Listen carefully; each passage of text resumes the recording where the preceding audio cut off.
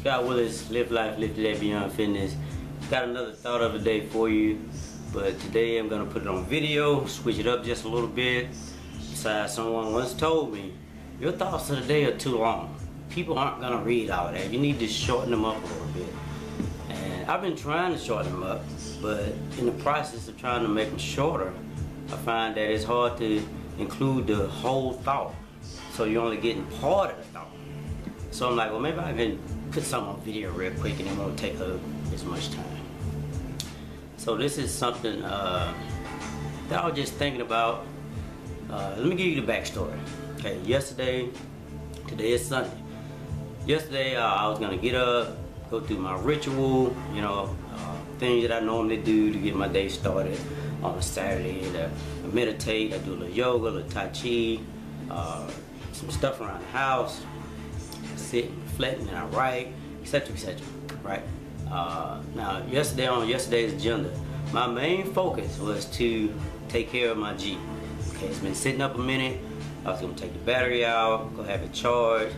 I was gonna switch out the spark plugs in it, put some gas in it, knock off all of the dry leaves, and spread off. Drive around a little bit. I could not get my flow going. I got interrupted 4 times. 4 times. I mean, unexpected. Wasn't expecting anybody to come over, show up, or anything like that. So let me tell you what happened. So I'm sitting here and I'm writing in my journal. I was writing, plus I was grading papers. Okay, got a stack of papers here. I had my kids do a report for me. So I'm grading papers. People like, grading papers? I'm like, yeah, grading papers. I was an English minor, also a biology minor, not just health and physical education. I also minored in theater. Then I switched at the last minute. Anyway, that's a totally different story. So I'm sitting there, I'm writing, trying to scan through little essays at the same time. I hear my gate open, knock at the door. I got my door open right now, so I can see who it is. It was Jay, the guy that cut my grass. All right, he's been my lawn guy for like the past 5 years or so. So we talk, we done had a beer together, and so open the door. He was like, man, I need to ask you a favor. I'm like, okay, what? He's like, can I borrow your extension cord? I have one of those long, like 100-foot extension cords, the big orange one, that you use. You need to, have something plugged into it. Anyway, so he's like, man, I need to borrow your extension cord. I got this yard, I got my weed eater, but I don't have my card with me. So I'm like, sure, you can borrow it, man. I'm like, yeah, I know you. Then he said, well, can I borrow your ladder? I also have an 8-foot ladder. He's like, cause I need to get up and clean our gutters out. I'm like, yeah, you can borrow that too.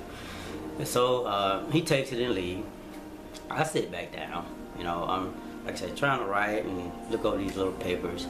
And it was another knock at the door. I'm like, really? This time it was my neighbor across the street. Just randomly, popped up. He was like, hey man, let me ask you a question. I'm like, what's up, D? He's like, man, do you drink moonshine? I'm like, I know about moonshine, I'm familiar with it. I don't drink it, personally myself. It's kind of not my taste, it's a little too strong. He's like, well, the thing about it is, man, I bought like 2 gallons of moonshine. He was supposed to go tailgating, cause they had this big game yesterday, Tuskegee Morehouse Classic. Anyway, he was supposed to go tailgating, and so he said he bought up all these, this moonshine, these drinks, and got all this meat and ribs and stuff that they was gonna do. But the people he was gonna tailgate with left him, so they already down there partying. He's like, so now I got all this moonshine over there, I can't drink it all. And I'm like, well, D, man, I don't really get down with the moonshine. He's like, well, don't worry about it, it's already mixed up. I mixed it with mango juice. And to show you all that I'm not kidding, here it is right here. Moonshine and mango juice, right? And he's like, well, I tell you what, I'll just bring a little bit by, let you try it out, see if you like it. I'm like, all right, cool. Got a second interruption. Sit back down. A little while later, another knock at the door. It was his daughter bringing this over, okay? And so I'm like, all right, tell your dad, I say thanks, whatever. Sit back down. A little while later, By this time, I'm done with that, and I'm actually exercising a little bit. I'm gonna say exercising. Another knock on the door. Who was it? It was Jay again, my lawn guy. Okay. He come ask me if I could give him a ride, and I'm like, and earlier, let me back up. When he first came over here, he told me that yesterday was his birthday, and the first thing I thought about was my niece Chloe, because yesterday was her birthday. And so he's like, man, could you give me a ride, man? I just need to go down the hill, man, you know, this and that. And I'm like, okay. Obviously, I'm not gonna get a chance to do what I'm supposed to do. You know, so I'm like, okay, it'll be a good deed. It is his birthday. So I'm like, yeah, man. I'm like, where you need to go? He's like, just down the hill. So I'm like, all right. Get in the car, going down the hill. He go, by the way, could you pick my girlfriend up? And I'm like, man, okay.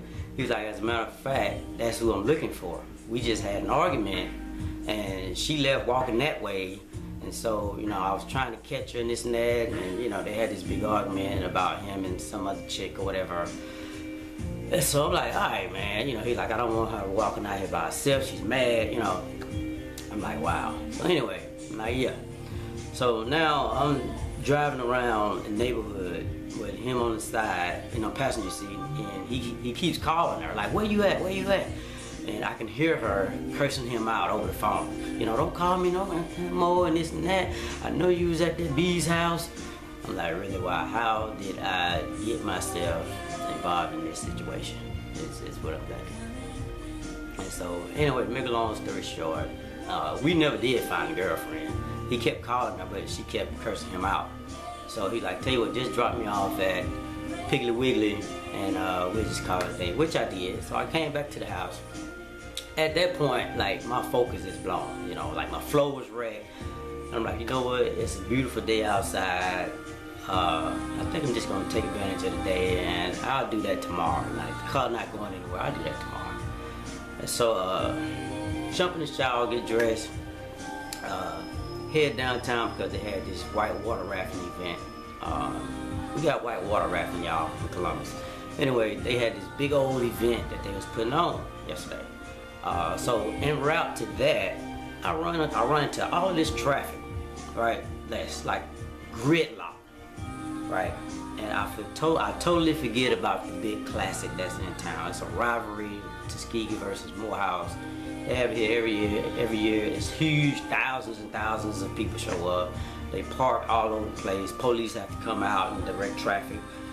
And so I'm sitting there in gridlock, waiting for the guy to wave me on, you know, because they got to direct traffic, so many people like that. And I'm noticing all these people, black people, walk across the street, they're parking, you know, they have to park a mile away to walk to the event.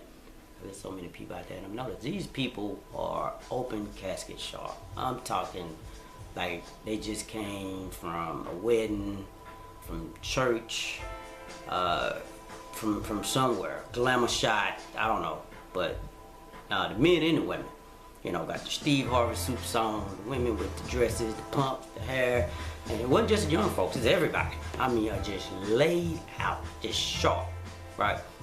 And I'm watching, I'm sitting in traffic, you know, and I'm easing up, and I'm just watching all these people pass by. And I'm like, when did we get so concerned about our image that we have to go to events, you know, that dressed up? The first thing I thought was, I'm glad they're supporting that kind of event. We need to support all of our venues like that. So, you know, bravo to that, you know, because we don't have enough of those. But when did we get so caught up on image? Like, image is everything to us. You ever notice that? You know, and I've always thought this. You know, we want to keep up with the Joneses. You know, we want to have the appearance as the Huxtables. You know, we want the neighbors to think everything is just great.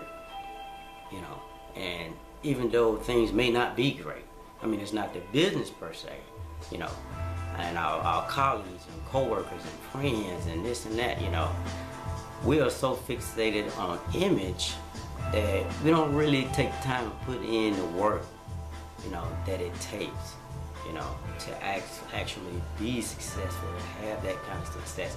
And I'm not just talking about financial success or career success. I'm talking about success just as a human being. That's my goal. I want to be a successful human being. I don't want to just necessarily be successful in business or career. I want to be a successful spirit first. A successful spirit. Just a successful being, you know, which encompasses everything. You know, your physical, your mental, your spiritual. But we're just so fixated on the image, you know. We do not care about anything of substance. You know, there's no depth there. When you pull back the layers of the facade, you know. We see it all the time on these housewife shows. You know, image is king. Image is everything to us. So when did that begin to be so important that it trumps everything? Like those people, I get it if you want to dress up a little bit, you want to look nice. Image is important to a point. Like when I go to work, I try to look professional. Okay, I got khakis on, clean, nice t-shirt, some cargo pants, clean, nice t-shirt, you know. I'm a teacher, so I'm supposed to look a certain way, you know. Just that, like even as a trainer, okay, okay. As far as being a trainer goes, a lot of the times people will look at you and go, okay, well, he looked like he take his own advice, so he may know what he's talking about, you know. Because a lot of times that's how you sell yourself, that's how you market yourself, by looking the part, by looking like you follow your own advice, right? So, you know, image is important to a point, you know, but you got all these people, you know, just sharp, and you know, probably more of them are struggling, you know, something is not getting paid. Either they didn't pay that car note, you know, the house note, lights about to get shut off, the cell phone bill is overdue, you know, credit card, you know, companies calling them, you know. They said, forget all that, you know. Forget all that. I'm gonna go to the mall and buy these $100 J's. I'm gonna hit up the weave shop, you know, get this $200, you know, dude. I'm gonna go buy this suit, you know. Who are you trying to impress? You know, who? Me, I'm a jeans and t-shirt guy. You know, like today, when I get my Jeep running today, go to the park, pull up in my raggedy Jeep with my raggedy tore tank top. Go out there, I'm gonna sit out there, I exercise a little bit. I don't care what you think of me. You know, I don't care what the neighbors think. You know, I don't care what the colleagues think. You know, because that stuff is superficial. Superficial, guys. So, you know, that's my rant, if you want to call it a rant. You know, when did we get so caught up on the image of looking good, the image of having success, the image of having that, you know, perfect life and perfect relationship, and, you know, and then you try to keep that stuff up. You try to maintain it, right? Because that's what everybody expects. That's what everybody is accustomed to when it comes to you or whatever, you know. And deep down inside, you know, that's not who you really are, you know.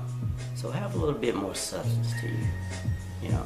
Don't necessarily always, you know, be so concerned with other people think of you, the image of it all, you know, the facade.